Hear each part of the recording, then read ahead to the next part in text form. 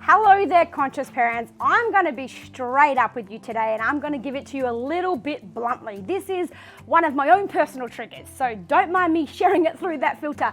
But let me share with you what happens when you say to your child, why did you do that? And think about it. Your parents said it to you all your life whenever you did something, particularly when it was wrong. Why did you do that? Why? I want to know why. Now, let me be straight up and real with you.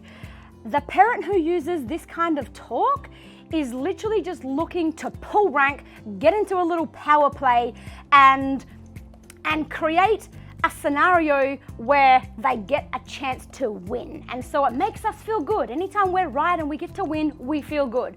But here's what it does to the child. Here's what they really hear. And you think about it, when someone asks you, you'll feel the same. When you say, why did you do that? Stand here and you tell me why.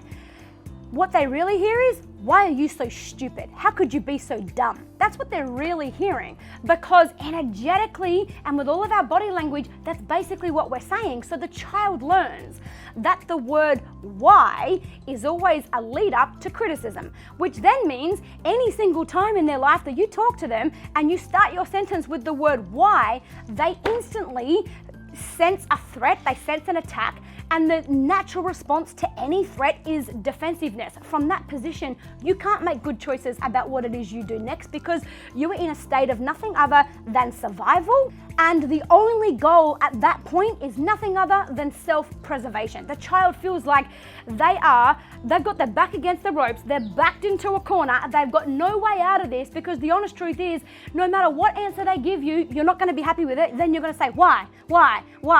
And you know what? The truth is, let's be real, no one knows why they do that. Like, honestly, there isn't even an answer to that question. Let me ask you something. Why do you talk to your children like that? Why do you ask your children why they do that? Notice how you're like, well, I don't know, because I do. I mean, when we're making decisions in the moment, it feels like it's right.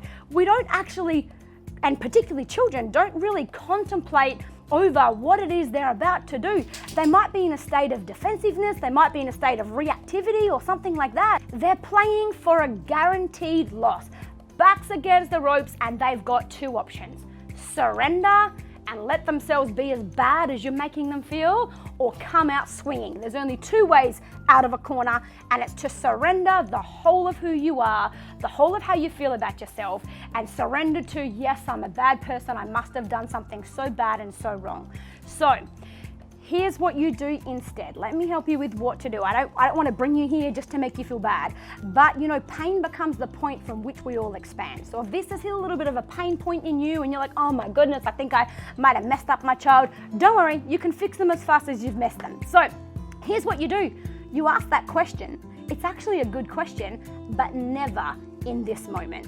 And you do it with a different delivery. You wait until tomorrow, or you wait until tonight, and at a completely different time. If you truly do want the answer to why did they do that, if you're not looking to make an accusation, if you're not actually looking to place blame, and you genuinely want to know, why did you do that? Like, what was it that went through your mind? Then ask that question, but never in this moment. Ask them tomorrow or ask them tonight, and check and be conscious of your delivery. So you go to your child and you say, hey, you know, with what happened this morning, I just wanted to ask you, you know, what was it that went through your mind? Was there anything in particular that made you feel a particular way? Because that seemed out of character for you, and I could see you, I know that you must have really felt angry about something. So was there something that I could help you with? I'd love to help you if I can.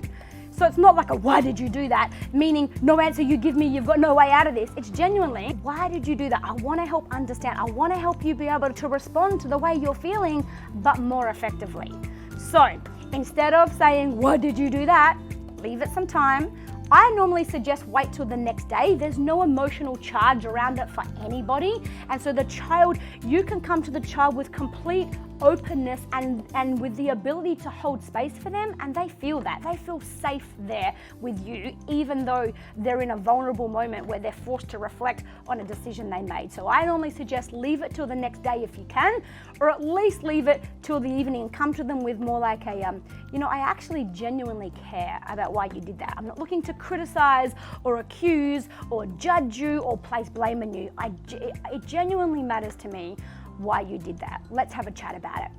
If you have got value from this, and listen, here's what I'm going to say. There's no possible way you didn't get value from this. If you use what I have just shared with you, you will see the value. Whether you feel it or think it right now, and I understand that something like this can cause a little bit of resistance because it is hard for us to change our ways and we don't like feeling like we are wrong, but this isn't to make you feel wrong. When you know better, you can do better. So now that you know better, please go and do better and come back and share with me how you're feeling, what kind of difference you see this making, not only to how you handle your children's behavior, but to the connection you share with them, so that instead of breeding resentment and distance between you because they feel like you're nothing other than a threat, instead they get to feel like you're my safe place, and even when I'm wrong and out of line, I'm still safe to be vulnerable with you. My name is Holly Noonan. I'm from The Holly Effect. Please comment down below with what was it that you took from this video.